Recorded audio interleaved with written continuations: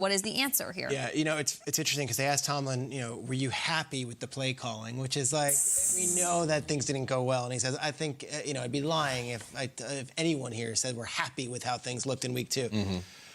But I don't see Pickett coming in week 3 just yet. I feel like this Trubisky decision was made in the summer.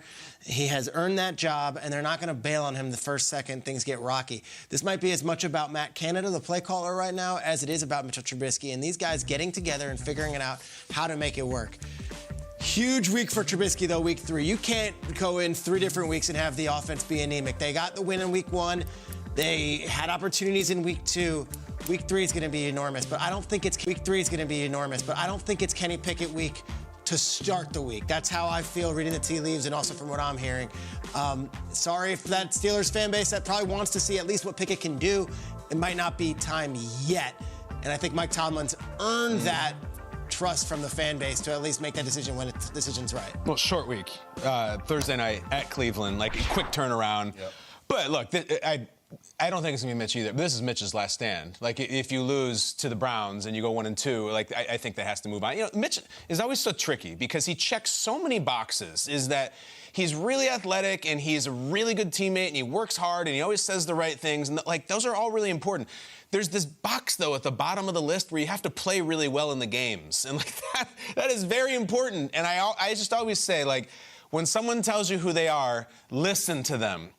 Mitch has told us who he is for years. He is a pretty decent guy who can have flashes of really good and then flashes of bad. And, like, I'm ready. Like, the short week thing changes it. I wouldn't start Kenny Pickett now, but I'm ready for Pickett. I have been since the preseason. I thought he looked the part. I think we go way back with Mitch Trubisky. We know what he is, and we definitely know what he isn't. And it's nothing personal, but I would like to start Pickett as soon as it's reasonable. I would. There was that ridiculous stat you came up with, and I don't want you to... I can't wait. It was you came up with it. It was like over the last 50... I can't wait. It was you came up with it. It was like over the last 50 years... oh, yeah. There was a pass attempt minimum that it had to reach. It was a great amount of quarterbacks that hadn't thrown an interception. Mitch has never thrown a pick six in his career. Pick six in his career.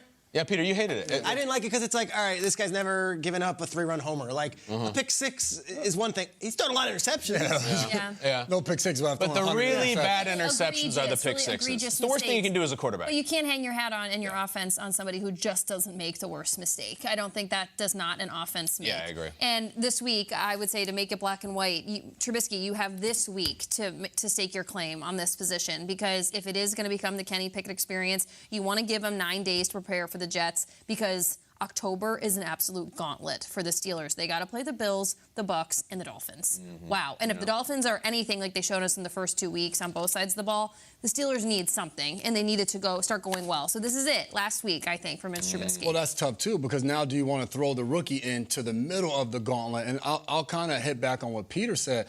Watching this Steelers offense, and you talk about Matt Canada, they're not even attempting to throw the ball down the field. So it's just like, yeah, we can all blame Mitch, and Mitch hasn't made the big mistake. Yes, the Steelers defense played out of their mind in week 1, so they were able to get the win. They haven't put up any points. They're not doing a ton on the offensive side of the ball, but you can't just take the ball and hand it off to Najee Harris every time. Their offensive line is not good enough to know that, hey, they're going to run the ball and we're just going to line up and run over you. They don't have that type of offensive line. To me, they have to find ways to get the ball on the outside, whether it's wide receiver. 3 good wide receivers. So much talent. Deontay, Claypool, Pickens. Yes. They're not doing anything. Not doing anything. They made some individual great plays, but like, one-on-one coverage on the outside, you have to give them opportunities and throw the ball up. Design plays to get the ball into your playmakers' hands. We can't all just blame Mitch, though. I'm missing this, though. We're going around the table. What is the case, like, it has to be Mitch? Like, what is it so compelling about Trubisky that we're staying with him? Does anybody have, like,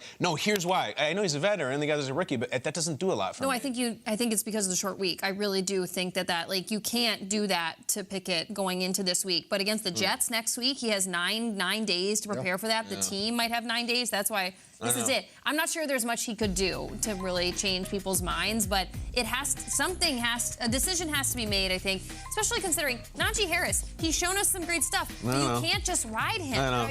People are going to just start loading the box on him. It's not going to go well. They're not going to score any points then, put the rookie in. If it's going to be the same, put the rookie in. But they decided to go with Mitch for a reason. So I can't just place all the blame on the stagnant offense on Mitch. Need a spark. Win this week and Mitch play well, and that's your job.